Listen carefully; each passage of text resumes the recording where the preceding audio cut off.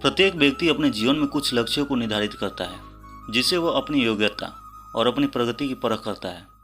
यदि लक्ष्य हासिल नहीं होते हैं तो वह अपनी कमियों को देखता है, उसमें सुधार करता है और फिर उन लक्ष्यों को हासिल करने की कोशिश करता है। कई लोग अपने लक्ष्यों को निर्धारित करते हैं और उसको पाने के लिए रणनीति भी बनाते हैं, लेकिन वे असफल होते हैं। तो आज इस वीडियो में हम भगवान बुद्ध से जुड़ी एक प्रेरक घटना के बारे में बता रहे हैं, जिसमें आपके लिए एक संदेश है।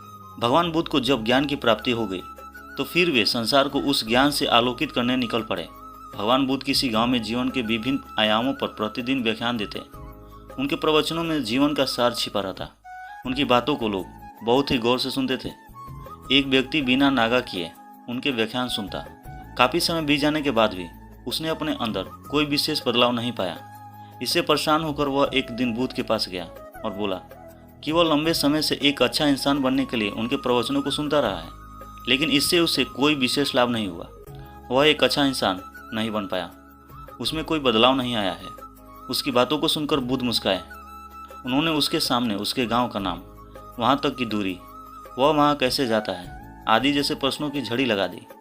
जब बुद्ध ने उससे कहा कि क्या वह यहाँ से बैठे बैठे अपने गांव पहुंच जाएगा, तो वह झुंझला गया। उसने कहा कि ऐसा तो बिल्कुल भी संभव नहीं, उसे वहां तक पहुंचने के लिए पैदल चलकर जाना ही होगा।